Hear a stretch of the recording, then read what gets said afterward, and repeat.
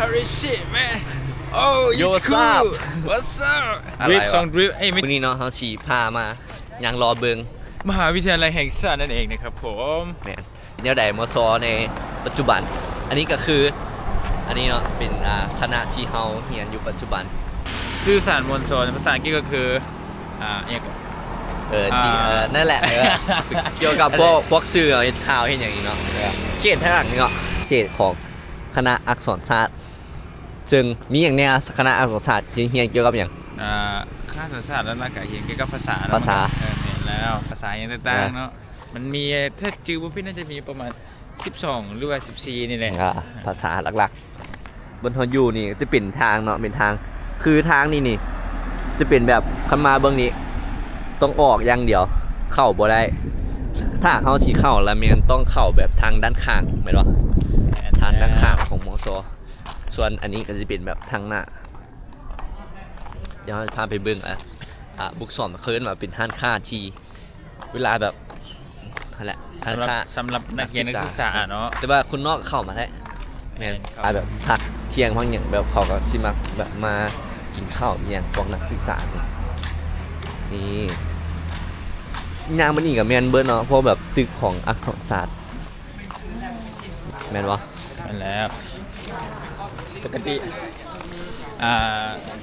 ปกติในช่วงที่เมื่อใดที่ไปมาโรงเรียนตอนบ่ายจะบ่มีคนปานใดนะแต่มื้อนี้คือว่ามีคนไล่เซอร์เว้ย แปลกแท้ว่ะได้การแต่งตัวค่อยโคตรจะ cool it's cool man yo what's up ปกติเนาะตอนเขาทานอีกมันเป็นช่วงแรงเนาะช่วงสวยช่วงเศร้ามันอาจจะหลายกว่านี้คนอันนี้เป็นช่วงแรงนะคนกับผมรู้สึกว่ามื้อนี้หลายเติบเลยเนี่ยหลายเนาะส่วนนั้นตัวนี้เนาะก็จะเป็นคณะวิทยาศาสตร์สังคมเป็นภาคแบบเกี่ยวกับพวกท่องเที่ยวพวกอย่างอันนี้ก็จะเป็นป้ายมันเดี๋ยวพาไปเบิ่งอันนี้ก็เป็นคณะวิทยาศาสตร์กีฬาพวกแบบกีฬาอย่างเนี้ยมันจะอยู่แบบใกล้กันเลยโอเคไป สำนี่แมนนี่ประมาณนี้เนาะอันนี้ก็คือ สีแดงชุดฉากเขาบอลเขาเฮียนนี่เขายางมาอันนี้ก็เป็นบุ๊กช็อปเป็นห้างค้าแหละบนทางหน้าเราจะเป็นคณะเศรษฐศาสตร์และบริหารธุรกิจเป็นคณะที่นิยมเลยกับว่าได้เป็นบ่อยู่มหาวิทยาลัยแห่งชาติลาวแมนนี่เลยอันนี้จะเป็นพวกนี้แมนเบอร์นอนจะเป็นแบบตึกเก่าตึกนั้นของเศรษฐศาสตร์เป็นแบบคณะที่แบบคนก็ต้องนิยมแท้ๆเลยส่วนกงข้ามกับตัวนี้ก็แมนคณะศึกษาศาสตร์นี่มันจะแบบเรียนเกี่ยวกับพวกแบบเป็นครูเหรอแม่นแล้วเป็นครูประมาณนี้เป็นครูเป็นอาจารย์ก็มีหลายแหละแต่เขาบู๊เนาะเขาสนใจในคณะของเขาก็บู๊แล้วเงี้ยเกี่ยวกับเนี่ยอันนี้เขาเอิ้นมาเป็นศูนย์กลางแล้วขันย่างไปใช่จะเป็นสโมสรนี่ไปรุ่นคนหลายนี่ก็เป็นโรงทานอันนี้ก็เป็นทางกลางเนาะจะเป็นแบบเป็นทางเข้าเนาะนี่เขาก็บอกอยู่ว่าเป็นทางเข้าเนี่ยชิบานยังรอเบิ้งเสียไปเบิ้งกับผู้สาวงามเลยเอาไว้คนตอนนี้ซึ่งเป็นเป้งตามูนี่นะขนาดเซนเนี่ยเป็นขนาดที่แบบเกิดมาที่คนหน้าตาดีเนาะแต่บุษอักษรครับแต่บุษไอเดียวไออักษรเนี่ยซึ่งเป็นคณะที่เจ้าของซองได้ผ่านมาแล้วเนาะไปเยี่ยมชมมาแล้วปีหนึ่งเคยเรียนอยู่นี่ปีหนึ่งแต่ว่าออกไปเสียงเข้าอักษรหน่อยประมาณนี้เนาะหรูขนาดปกติคันแบบมีงานอย่างนี้เขาก็จีจันนี่นะพอแบบทำใบประกาศเมฆก็จีอยู่บริเวณนี้เลยทางส่วนนักข่าวก็เป็นแบบของภาษาญี่ปุ่นนะปืนแบบบอลเฮียนเพิ่มบอกเอาชิพายังหรอกนี่หอสมุดของเจ้ากระชีมีประมาณนี้แหละแต่ว่านี้จะเป็นแบบตึกเก่าซื่อๆบ่แม่นตึกใหม่จะอยู่แถวโรงอาหารพุ่นเนาะเดี๋ยวประมาณท้ายคลิปพุ่นแหละเฮาสิพาไปดูอันนี้ก็ประมาณนี้ไปอันนี้น่าจะเป็นแบบห้องเรียนที่แบบ ห้องรวมหั่นนะห้องใหญ่ตามที่เคยเรียนได้อันนี้ก็แม่นภาษาญี่ปุ่นแต่บ่แม่นอันนั้นแหละบ่แม่นเป็นบ่อนเรียนเพิ่มเพิ่นว่า LGI บ่ DGI อีกสักอย่างอะบ่จื้อกัน DJI มันบ่เป็นกล้อง เอ เก่า อ อันนี้ไง อะไรใครบ่จื้อ LGI แบบนี้บ่ประมาณเดี๋ยวเราสิพายังรอแบบทัวร์เลยเนาะที่จริงอยู่อันนี้จะเป็นแบบบนหลักๆเลยของมอซอเนาะ เอ้ย bro no คันสิว่าทัวร์กับบ่ทัวร์อันนี้มันมีแต่ประมาณส่วนหนึ่งของ ส่วนหนึ่ง มหาวิทยาลัยบางคณะก็อาจจะบ่ได้อยู่ในนี้หั้นนะ อยู่ไหนอยู่นี่อยู่เขตไหนเฮาอยู่นี่ อันนี้เฮาอยู่วิทยาเขตเนาะอันนี้ดงโดก ดงโดก วิทยาเขตดงโดก บ้านดงโดกที่ว่าเป็น แล้ว บอลไงบอลจุดหลักๆเลย บาง แต่ ค ว่า ณะก็อยู่บนอื่น แมนอ๋อ พี่น้อง แมนแล้วบางขนาดก็อยู่บนอื่น ซึ่งวันนี้เนาะจะเป็นแบบทางออกเข้าได้บ่วะ ได้แล้ว โอ้ได้แล้ววะ ได้แล้ว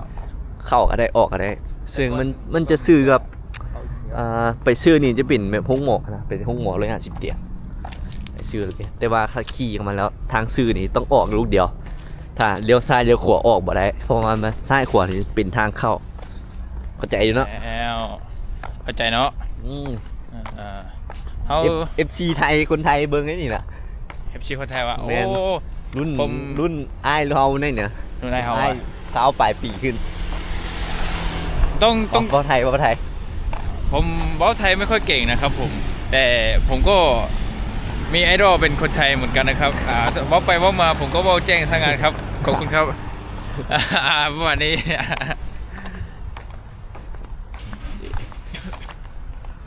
อย่างแบบรอเลยก็กว้างเติบเลยนะกว้างเลย แม่นแล้วก็กวางเติบในปี2 ปีที่แล้วเนาะปีกายวะปีกายปีก่อน2024เนาะ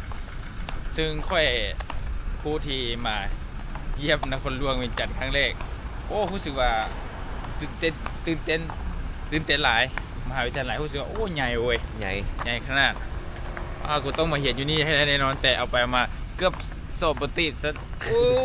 ตายแล้วเฮ้ยใส่อันนี้เด้อยันเขาเจ้าฟังบ่เข้าใจค่อยไว้ ใส่ทราบป่ะ เออ บ่กับเจ้าเก่งแล้วเก่งคนไทยก็เจ้าฟังออกเนี่ย บ่คนไทยบ่เป็นหยังแต่คนลาวฟังบ่เข้าใจค่อยได้ เดี๋ยวสโมสรเนี่ยไปเดี๋ยวเราพาลัดไปสโมสรเป็นสโมสรก็คือแบบเป็นบอลเต้าโฮมใหญ่ แม่นจุดรวม แม่น ของมส แม่นถ้ามีงานมีอย่างก็สามารถใส่ได้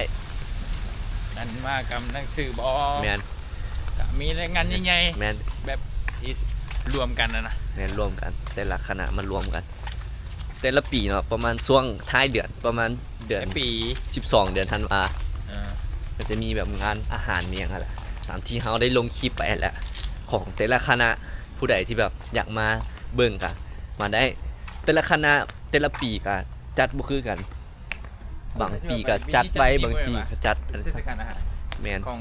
คณะเศรษฐศาสตร์บริหารธุรกิจ แมนจัดอยู่นี่เนาะตัวคลิปเขาถ่ายล่าสุดตัวของสบเป็นงานอาหารนั่นแหละอันนี้ก็คือสโมสรอย่างเว่า ส ไป โม ลู ส ก ร พี่ ใหญ่ของมหาวิทยาลัยแห่งชาตินั่นเองเนาะเขาก็จะบ่ได้เปิดเนาะปิดเพราะว่าฮอดหมองปิดแล้วเอ้ยเขาเปิดทุกมื้อบ่วะ บ่ บ่เนาะ เขาแบบมีงาน แม่นยกเว้นมีงานเท่านั้นแต่ว่าชั้น2นั่นจะเปิดทุกมื้อนะเพราะว่ามีหลายคณะเด้มาประชุม ชั้นสองนี่มันจะเป็นแบบโซนแบบประชุมมาอย่างเป็นตั้งเป็นอย่างแต่ชั้นลงมันจะเป็นโรงกว้างเลยมือธรรมดาแบบบ่มีงานบ่อย่างก็เจ้าจะปิดนั่นแหละถ้ามีงานมีอย่างก็เจ้าจึงเปิด เดี๋ยวสิเอารูปไปใช้ให้เบิ่งชั้น2เป็นจังได๋เอารูปข่อยนี่เองส่วนที่ข่อยปึ๊บเข้าไปเอา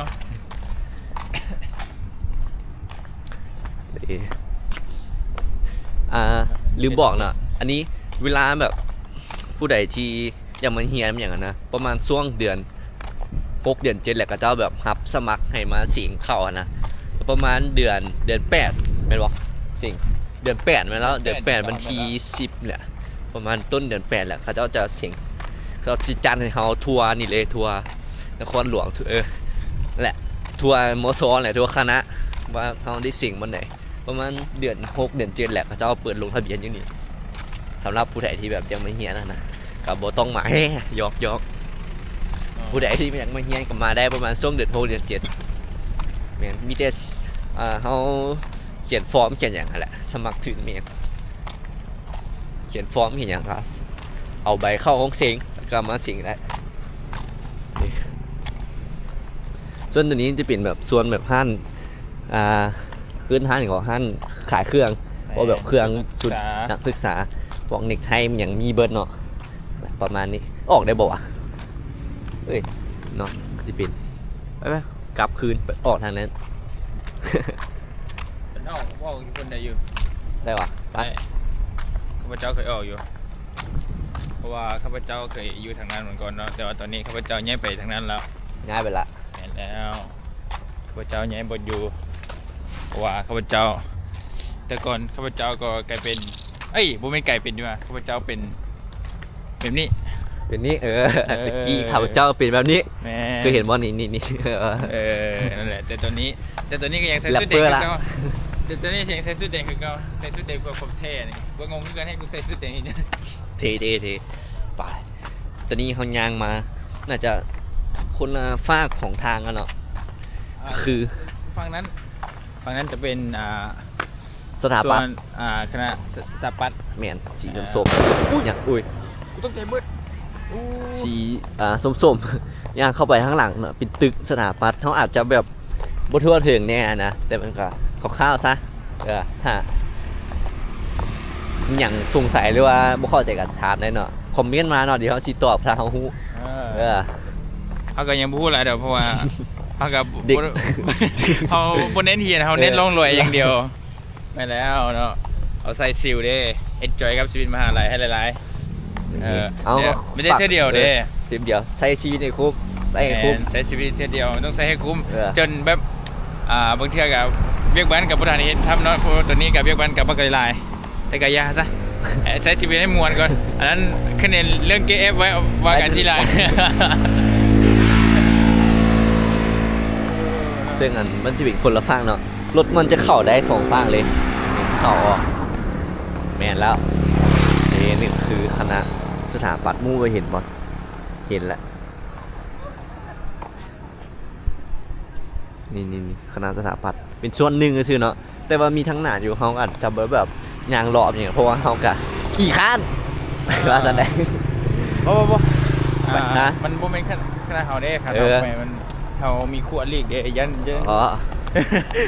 แมน ยันกับ มัน เจ้าแบบ มันแบบโมเมนต์คณะเขาอะนะ เออ ก็โปกล้าเขาไปเนี่ยประมาณนั้น แต่เขาต้องเจ็บตัวนิดนึงเนาะ เนี่ย ไอ้คณะเฮานี่โอ้มันมา ทางเข้า แล้ว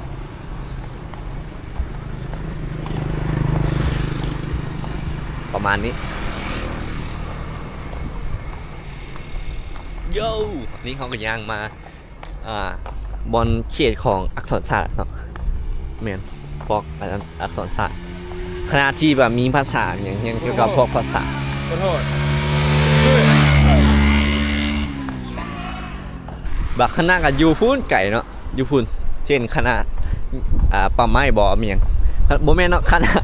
ป่าไม้อยู่เบื้องพูนเนาะส่วนอยู่พูนมันไก่เนาะเขา มันไก่แล้วเขาขี่ข้านยางเบื้องหุ่นเลยป่าไม้ขี่กายเบื้องหุ่นส่วนในคณะที่แบบบ่ได้อยู่วิทยาเขตดงโดกเนาะอยู่บ้านดงโดกนี่เนาะมีพวกวิศวกรรมพวกคอมพิวเตอร์พวกอย่างไอทีอย่างนี้นะแล้วก็พวกกฎหมายคณะพวกเกี่ยวกับกฎหมายกับว่าอยู่เขตดงโดกแล้วก็พวกแบบปลูกฝังเลี้ยงสัตว์เอาเมนเลื่อมเดียวนั่นแหละ เด็ดแห่งเนี่ย นั่นแหละประมาณนั้นแดดแห้งเราต้องบังแดดประมาณนั้นโอเคหวังว่าท่านผู้ชมที่เข้าใจพวกผมก็เป็นคนลาวที่พูดไทยไม่ค่อยคล่องก็อยากให้พวกคุณเข้าใจพวกผมในหนึ่งก็ยังดี ไทยว่าผมเป็นเบเกอร์นะครับ ครับผมแบกือนะครับ วันนี้เราจะมาเอาชีวิตรอดในป่าอมพันธ์ อมพันธ์โอ้โหกดจ้า ใช่ตรงนี้ตัวอมพันธ์ อมพันธ์นะฮะประ วัน มาณ นี้ นี้ คือป่าอมพันธ์นะครับเราเข้าป่าอมพันธ์โมเมนต์อเมซอนด้วยอันนี้อมพันธ์ ประมาณนี้เนาะอุ้ยเสียงจ้าเลยวะอันนี้ เป็นทางเข้าลูกเดี๋ยวไปเอาเข้าไป เข้าได้โย่ ก็เดี๋ยวเราชี้พาไปเบิ่งอันหอสมุนเนาะของมส ไอ้เกิร์ล อาจจะบนใหญ่อย่างเนาะก็ตามนั่นแหละตามนั่นแหละตามนั่นแหละนั่นแหละอันนี้เป็นภาควิชาภาษาญี่ปุ่นของคณะอักษรศาสตร์เป็นอย่างเขาคืออธิบายอักษรศาสตร์หลายเพราะว่าเขาเรียนอยู่นี่เนาะเขาก็ชี้เข้าใจอย่างไร ต้องโฆษณาคณะเขา เนี่ย เนาะก็มีแบบมีไอ้ย้ำอย่างเนาะถ้าเขาแบบขี่รถเข้ามาผิดเราก็ชี้แบบดึงเชือกไว้เข้าไปเนาะต้องขี่ให้ถึง แต่ชิโบเคล็ดลับให้วิธีการเข้ามาทางนี้ ก็คือเขาต้องนั่นแหละไปนั่นแหละ อันนี้เป็นเขตแบบของอักษรศาสตร์เบิร์นนี่ตอนนี้ เอานะอันนี้บูเมนแหละอันนี้บูเมน อันนี้เมียนอันนี้ภาษาเยอรมัน อันนี้ เนี่ย มีเยอะอันนี้ยังเป็นเยอะ แม่นของเยอรมัน แต่ว่าตัวนี้ตัวไปของจะเป็นของสังคม พวกเกี่ยวกับเกี่ยวกับพวกสังคมสงเคราะห์อย่างประมาณนี้นี่มันตึกนะนี่ซีประมาณนี้ ส่วนตึกนั้นก็จะเป็นหอสมุดกลางหอสมุดกลางของมหาวิทยาลัยแห่งชาติเนาะ แม่ เป็น นหอสมุดที่กะหอสมุดกลางก็คือสิเข้าใจแล้วเนาะหอสมุดกลางเนี่ย สุดรวมแต่ถ้าแบบคลิปนี้มันแบบมีเฮงพักดันแล้วมีอย่างหลายๆเอาชีพาไปเบิ่งหอพักซีเกมของมสเนาะหอพักของมสเนาะที่แบบนักศึกษาต่างแข่งนะมักมาอยู่นะเอาชี ตั้งแข่งแล้วก็ตั้งประเทศเพราะเนาะมันก็มีคนตั้งประเทศ มีคนจีนคนเกาหลีคนญี่ปุ่นคนกัมพูชีคนไทยบ่มีเนาะคนไทยจะบ่มีอยู่มีวะ มีโยอาจจะมีแบบเจ้ามันเล็กเปลี่ยนน่าจะมีอยู่คนไทยแต่ว่าเฮาบ่ฮู้เราชี้ท้ายให้เบิ่งเนาะถ้าว่ามันได้อันนั้นดีเราชี้พาไปเบิ่งถ้ามีคอมเมนต์บอกนะเฮาชี้ท้ายให้เบิ่งนั่นแหละคลิปนี้เขาชี้บ่ตัดเนาะชี้แบบเรียวๆเลยโอเคว่าตามนั้น เพราะว่ามากับคนเรียลเด้คนจริง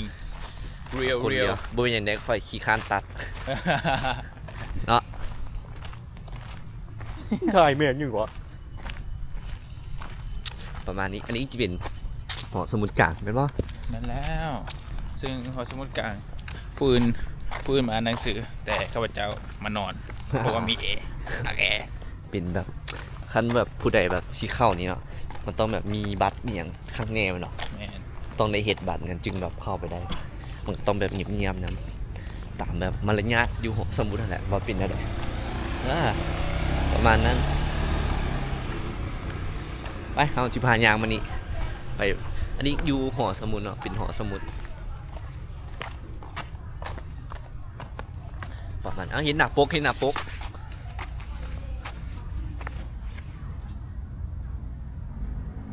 โอเคไปนี่เอาชิ้นยางไปเป็น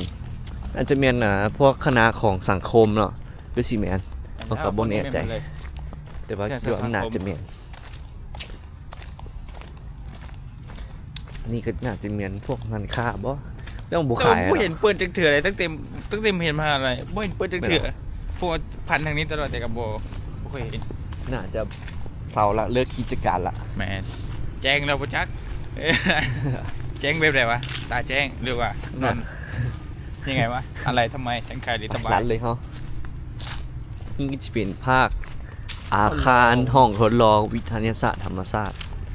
เป็นคณะธรรมศาสตร์บ่วะบ่แน่ใจบ่คณะธรรมศาสตร์กับคณะ ค สั ณะ ง วิ คม ทยาศา ละ สตร์ธรรมศาสตร์ เป็นว่านี่วะ โอ้น่าจะเมียน สังคมมันอันนั้น อ๋อสังคมเขาทายไปแล้ว ทางพูดแมนไปรัดไปนี่หรือว่าอองนี่รัดเลยเนาะนี่ก็คร่าวๆเนาะพาทัวร์มอซอลาวบู๊ว่ามันแบบนั่นฉีคือของแบบไทยบอลเลยว่าน่าจะคือกันใกล้เคียงกันแล้วล่ะแต่ว่าคิดว่าการศึกษามันน่าจะโอเคหลายคนยืนหนีนะเพราะว่าอยู่หันมันก็นั่นก่อนนะแหละบอลหลายบ่ได้เดี๋ยวสิ วันนั้นเนาะเอาไงว่าตามเท่าที่เขาฮู้เนาะบ่ได้คิดโจมตีผู้ใดอยู่แล้วนะพวกเขาก็เห็นอยู่นี่อยู่แล้วโย่ what's up แต่ว่ามักว่าคำว่า what's up เพราะว่าผมอันเด็กแนวไงเราอันเด็กแทร็ปไง ประมาณนี้เนาะนี่คร่าว อันนี้ก็จะเป็นคาเฟ่เนาะ คาเฟ่ ตัวที่ค่อยมีเงินค่อยกลับมานั่งอย่างนี้ตลอดแต่ว่าตัวนี้ค่อยบ่มีเงินแล้วค่อยก็เลยไม่ได้ไปนั่ง เป็นนั่งวัดแทน ตัวนี้ไปนั่งวัดแทนใส่ตู้ บ่ได้เงินที่ได้ขนมแทนนะ แทนโอ้ย มาเนาะโอ้โหบอกเลยว่าโคตรนานที่ขี่รถไวแฮง FC เลย โอ้ย นี่เป็นคาเฟ่เนาะ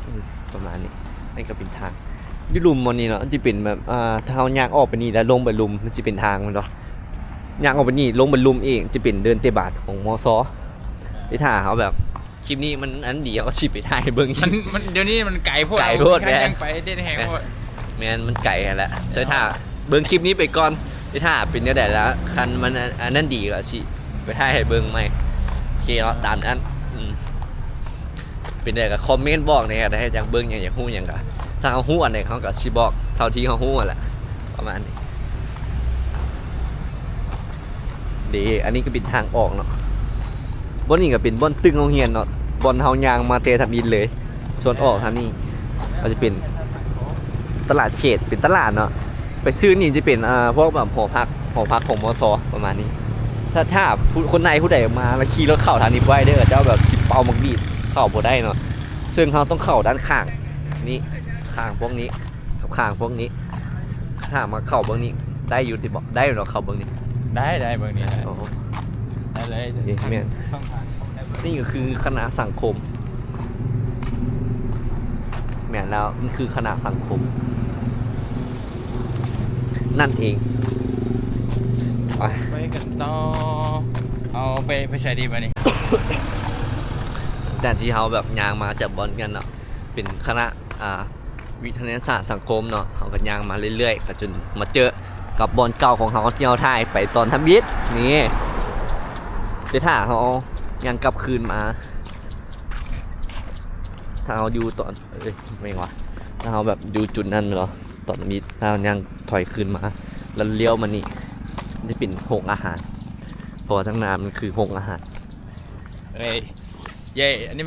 คือทางไปห้องอาหารแต่ว่าความฝันก็ยังอีแสนไกลเบิ่งทางข้างหน้าอีแสนไกลแต่กูบ่เคยยอมอ๋อพวกกูมีความฝันอันยิ่งใหญ่พวกกูลานกันแบบบ่มีมือหยุดบ่มีมือพักโอ้โย what's up เย่ชะโอ้พวกกูบ่มั่วพวกกูบ่มีเอาอีหยังวะว่าอย่างเดียว กูโบมีดีกรีอย่าออกมาบ้ามัวละ รัวแล้วอันนี้เป็นตึกอย่างกับบุ้ง ซุน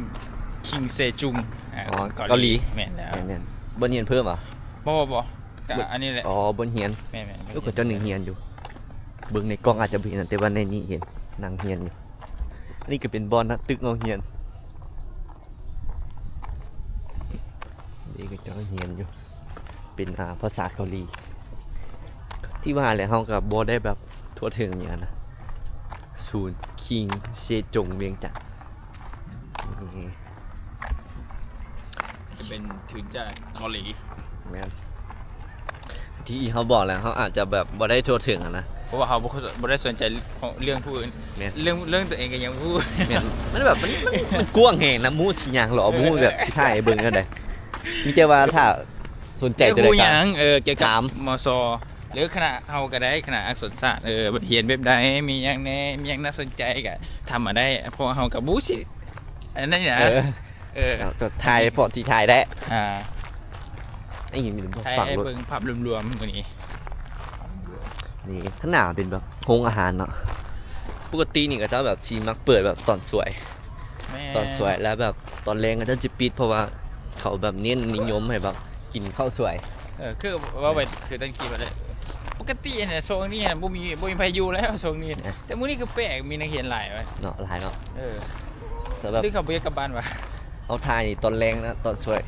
ตอนแรงคนมันอาจจะหน่อยเนาะแต่ถ้าตอนเช้าตอนสวยคนจะหลาย ตอนนี้เขาก็อยู่มสแล้วเมื่ออยู่โรงอาหารเดี๋ยวจะให้เบิ่งกันนะ ตึกใหม่ อันที่เป็นตึกใหม่ของคณะเศรษฐศาสตร์และบริหารธุรกิจเนาะเดี๋ยวเขาชีพาเลาะโรงอาหารก่อนแล้วจึงชีพาไปเบิ่งกันนั้นไปเป็นตึกใหม่ที่บอกเลยเด็กไม่เห็นบอกมันเป็นห้างปิดที่ถ้าแบบตอนสวยเป็นอย่างมันแบบสิเปิดประมาณนี้โอเค บ่ราคาอาหารเท่าไหร่อะราคาอาหาร ราคาอาหารเริ่มต้น 30 เดี๋ยวเบิ่ง35 วันเงินจักบาท ก๋วยเตี๋ยว30 บาท นะ ประมาณ 50 บาทฮะ60 50 บาท เนาะ นี่แหละ 50 บาท 60 60แม่น บ่แพงหลาย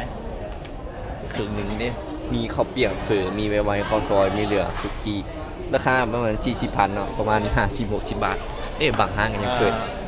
ก๋วยอันนี้ก็ก๋วยเตี๋ยวก็มีเฮ้ก๋วยเตี๋ยว ก๋วยเตี๋ยวแต่ว่าก็มีคนเนาะคนแบบเอามากินข้าวเพราะว่าบางคนก็หิวข้าวนะแต่แบบบางห้างก็แบบเปิดนะเราสามารถแบบเลือกได้เลยในคลิปนี้แบบสลัดเน้นๆนะปกตินี่แต่ละคลิปค่อยโบ้มีสลัดเลยแต่ว่าคลิปนี้มีสลัดโอ้รู้สึกโอเคคือนี่เขาอยากอ้อมเนาะประมาณนี้ คือกว้างมันบ่อันนี้แต่ตอนสวยนะประมาณ11-12 โมงนี่บ่มีบนนะขึ้นมาซ่านะ เต็มเนาะ แม่น เอาอยากอ้อม ไป นี่ ทางนี้ โอเค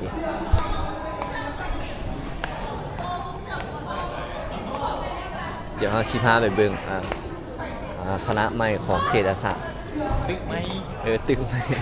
คณะมุมใหม่คณะใหม่ตึกใหม่เนาะเป็นวัยรุ่นแบบหน้าตาดีแฮงสู่เจ้าเดี๋ยวหน้าตาเรื่องหน้าตาสู่เจ้าบ่ อะไรก็ เรื่องหน้าตาสู่เจ้าบ่คนอยู่นี่นะ โนเพราะว่าเบิ่งไอ้เหี้ยคนแบบโอ้ยเขาคำหยาบแล้วบ่เป็นหยังเอาเร็วๆคนเร็วเด้เฮาบ่เฟกเขาข่อยหน้าตาโอป้าใครขนาดนี้ไผมันสิไปสู้ได้โยโอ้โหโอป้าพอทนโอมาพอเลย ประมาณนี้เนาะพาทัวร์หมอซอนนี่เป็นคณะใหม่ของ ขนาดไหมอีแหละ นั่นไปเอากลับเลยคืนมาอย่างก็ตึกใหม่เหรอ ตึกไหม ตึกใหม่ของเกษตรศาสตร์เลยประมาณนี้คลิปนี้ก็ประมาณนี้เนาะเท่ากับพาออนทัวร์บวครบเนาะถ้าอย่างผิดพลาดกันขอโทษขออภัยเยอะนะฮะผมนะครับแต่ถ้าคุณผู้ชมสนใจอยากรู้อะไรเกี่ยวกับมอซอหรือว่าอะไรคอมเมนต์บอกผมนะฮะเดี๋ยวผมพาออนทัวร์ ยังมีหลายคณะอยู่เนาะยังมีถ้าที่จื้อได้ก็ทำอีกสั่งก็อยู่นี่นะ ป่าไม้อยู่ป่าไม้ อะไรก็ มันไก่เนาะขี้ข้านยัง แล้วก็เซ็งแวดล้อมแล้วก็เมียอยู่วะ นั่นแหละวิศวกรรมเพราะอย่างมันอยู่ไก่เนาะ เก่าก็ยังจะว่ากันไป อย่างเกี่ยวกับไอทีอย่างประมาณนี้แล้วก็ลืมบอกเนาะเพราะว่าถ้าเฮามันเนี่ยมันมีข้อลดฝากรถข้อฝากรถ หลายคนเลย มือละ4 บาทมือละ 2,000 กีบนั่นแหละ2,000แพงเลยถือ กับ โอเค เนาะ เนาะ แล้วบ่เพลง โอเค แล้ว เนาะ บ่ถือแต่มันก็เราต้องใจค่าฝากอยู่แล้วนะเขาถึงจะเบิ่งดูแลเฮารถเฮาได้ดีครับเพราะว่ารถเฮามัน Lamborghini แม่นแล้ว Lamborghini ซุปเปอร์คาร์แบบขี่มันแต่ละมือเฮามันรวยได้เบิ่งกันแต่งตัวของไอ้นี่ไปยืมมาเฮือ กับประมาณนี้เนาะ ว่าไปเรื่อยเนาะ ประมาณนี้แหละโอเคถ้ามีอย่างกะคอมเมนต์บอกนะโอ บ๊าย เค บาย เจอกันคลิปหน้าโอเคก็บอก หน้าตาลงไอ้นี่โอ้รอใช่ปะ คลิปนี้ยังชิโบตัสถ้าสิลงเลยโอเคตามนั้น